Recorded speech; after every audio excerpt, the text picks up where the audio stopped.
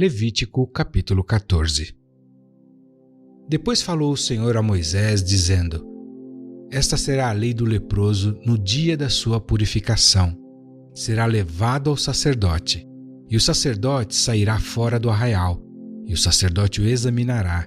E eis que, se a praga da lepra do leproso for sarada, então o sacerdote ordenará que por aquele que se houver de purificar, se tomem 2 aves vivas e limpas, e pau de cedro, e carmesim, e hisopo.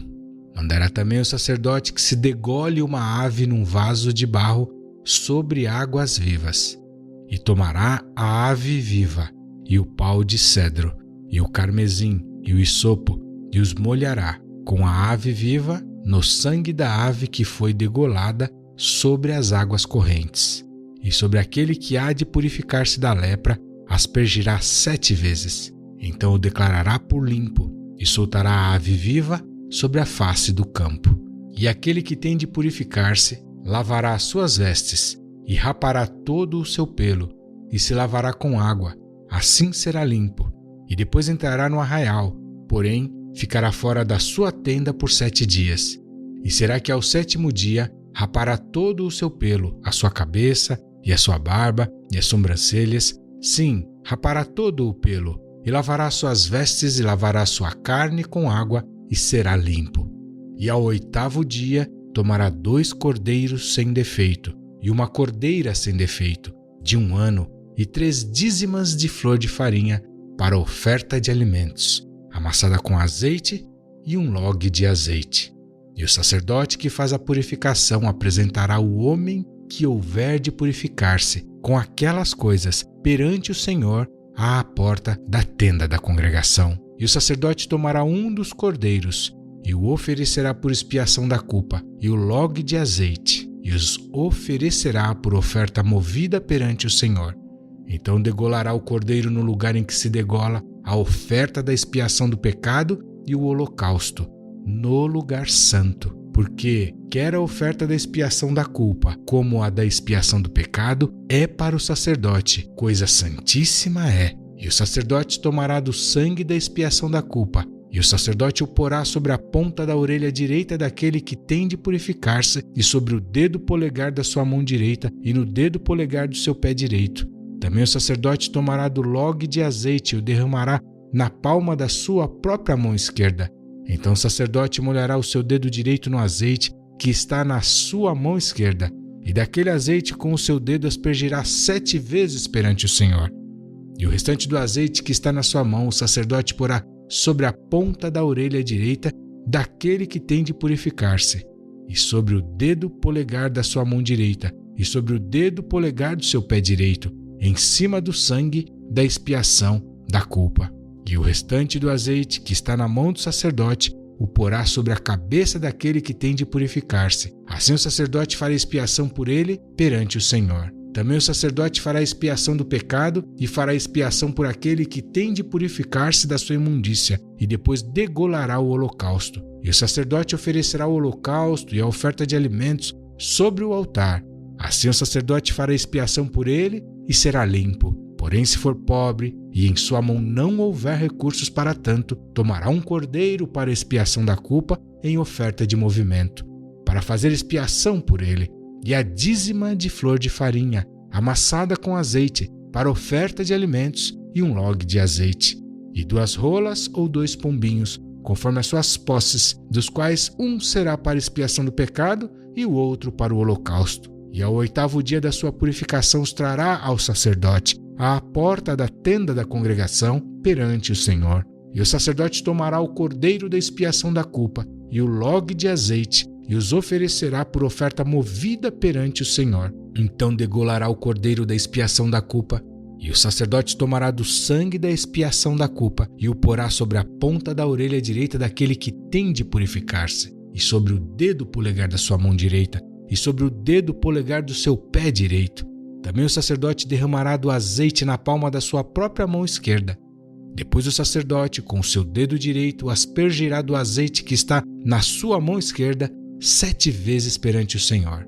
E o sacerdote porá do azeite que está na sua mão na ponta da orelha direita daquele que tem de purificar-se, e no dedo polegar da sua mão direita, e no dedo polegar do seu pé direito, no lugar do sangue da expiação da culpa.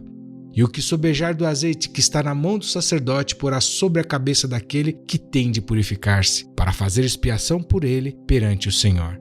Depois oferecerá uma das rolas ou um dos pombinhos, conforme suas posses. Sim, conforme as suas posses. Será um para expiação do pecado e outro para o holocausto, com a oferta de alimentos.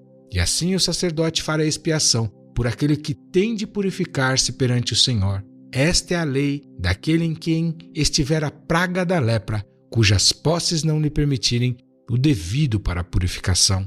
Falou mais o Senhor a Moisés e a Arão, dizendo: quando tiverdes entrado na terra de Canaã, que vos hei de dar por possessão, e eu enviar a praga da lepra em alguma casa da terra da vossa possessão, então aquele de quem for a casa virá e informará ao sacerdote, dizendo: parece-me que há como que praga em minha casa. E o sacerdote ordenará que desocupem a casa, antes que entrem para examinar a praga, para que tudo que está na casa não seja contaminado.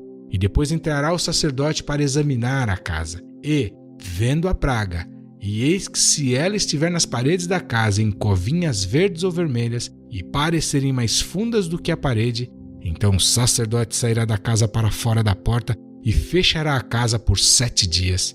Depois, ao 7º dia, o sacerdote voltará e examinará. E se vir que a praga nas paredes da casa se tem estendido, então o sacerdote ordenará que arranquem as pedras em que estiver a praga e que as lancem fora da cidade num lugar imundo.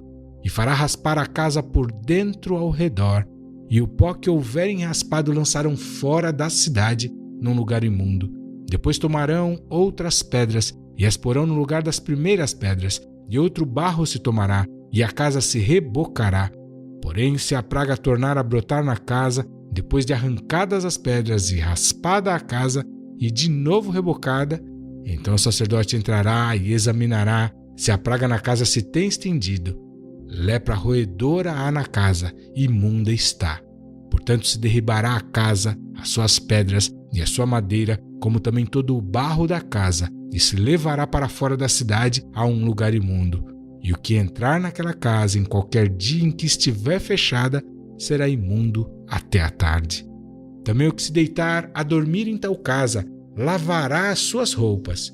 E o que comer em tal casa, lavará as suas roupas. Porém, tornando o sacerdote a entrar na casa e examinando-a, se a praga não se tem estendido na casa, depois que a casa foi rebocada, o sacerdote a declarará por limpa, porque a praga está curada. Depois tomará, para espiar a casa, 2 aves e um pau de cedro e carmesim e hisopo, e degolará uma ave num vaso de barro sobre as águas correntes. Então tomará pau de cedro e o hisopo e o carmesim e a ave viva, e os molhará no sangue da ave degolada e nas águas correntes, e aspergirá a casa 7 vezes. Assim espiará aquela casa com o sangue da ave, e com as águas correntes, e com a ave viva, e com o pau de cedra, e com o hisopo, e com o carmesim. Então soltará a ave viva para fora da cidade, sobre a face do campo. Assim fará a expiação pela casa, e será limpa. Esta é a lei de toda a praga da lepra e da tinha, e da lepra das roupas e das casas, e da inchação, e das pústulas e das manchas lustrosas, para ensinar quando alguma coisa será imunda e quando será limpa. Esta é a lei da lepra.